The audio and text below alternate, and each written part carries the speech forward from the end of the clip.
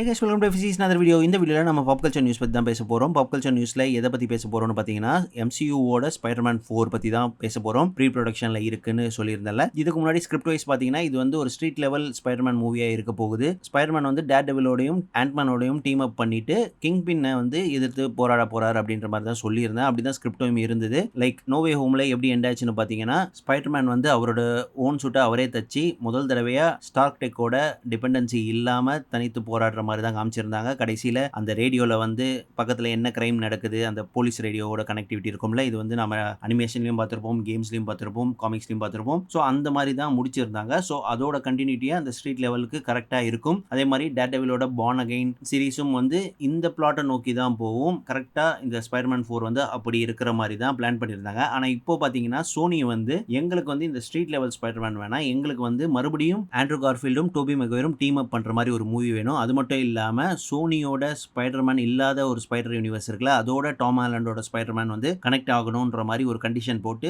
ஒரு பிரம்மாண்டமான படம் வேணும் அப்படின்ற மாதிரி சொல்லியிருந்தாங்க, கேட்டிருக்காங்க. ஆனால் MCU வந்து ஆல்ரெடி ஒரு street level spiderman movie decide பண்ணதால ஒரு கைண்ட் ஆஃப் ஒரு மிஸ் அண்டர்ஸ்டாண்டிங் மாதிரி இருக்கு. கடைசியில் யார் எது கேட்டு நடக்க போறான்றதை வந்து வெயிட் பண்ணி தான் பார்க்கணும். என்ன கேட்டிங்கன்னா மறுபடியும் ஒரு டீம் அப் மூவி வந்து கொஞ்சம் மில்கிங் மாதிரி தான் இருக்கும். கரெக்டாக ஒரு ஆர்கானிக் ஸ்டோரியாக இருந்தால் பரவாயில்ல. ஏற்கனவே சீக்ரெட் வார்ஸ் வருது. ஸோ இந்த ஸ்ட்ரீட் லெவல் ஸ்பைடர்மேன் கதை வந்து நமக்கு கண்டிப்பாக தேவை இந்த டைம். ஏன்னா ஸ்பைடர்மேன் ஒரு கேரக்டராக எந்த அளவுக்கு டெவலப் பண்ணுவாங்கன்ற மாதிரி இந்த நியூயார்க் ஸ்ட்ரீட்ல தான் வந்து நிறைய காமிக் ஸ்டோரி வந்து நடந்திருக்கு. ஸோ அதை பேஸ் பண்ணி ஒரு படம் வர்றது வந்து உண்மையிலேயே நல்ல விஷயம். சோனி நினைச்சா ஆண்ட்ரூ கார்ஃபீல்டுக்கு அமேசிங் ஸ்பைடர்மேன் 3 எடுக்கலாம், டாபி மேக்வேரை வச்சு ஸ்பைடர்மேன் 4 எடுக்கலாம், அதில் வந்து பயங்கரமாக காசு பார்க்கலாம். ஆனால் அவங்க அது பண்ணாமல் ஸ்பைடர்மேன் இல்லாத ஒரு யூனிவர்ஸை கிரியேட் பண்ணி கிரேவன் மேடம் வெப்னு கண்டபடி படத்தை விட்டுன்னு இருக்காங்க.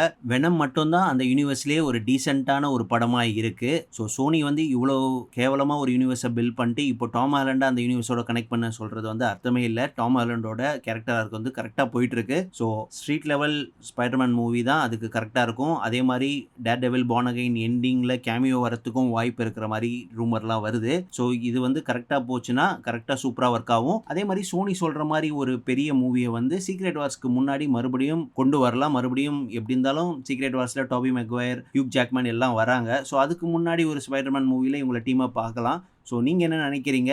ஸ்பைடர்மேன் 4 வந்து ஸ்ட்ரீட் லெவல் ஸ்பைடர்மேன் வேணுமா, இல்லை மறுபடியும் நோ வே ஹோம் மாதிரி ஒரு பெரிய படம் வேணுமா? கமெண்ட் செக்ஷனில் கண்டிப்பாக சொல்லுங்கள். இதோட இந்த வீடியோ முடிச்சுக்கிறேன். இந்த வீடியோ உங்களுக்கு பிடிச்சிருந்தா கண்டிப்பாக லைக் பண்ணுங்கள். அப்படியே உங்கள் ஃப்ரெண்ட்ஸ் எல்லாருக்கும் ஷேர் பண்ணுங்கள். சேனலை சப்ஸ்கிரைப் பண்ணலாம், கண்டிப்பாக சப்ஸ்கிரைப் பண்ணுங்கள். அடுத்த வீடியோ சந்திப்போம். அதுவரை உங்களிடம் இந்த வீடியோ பேர் அப்பெல்லாம் சொல்ல மாட்டேன். பை.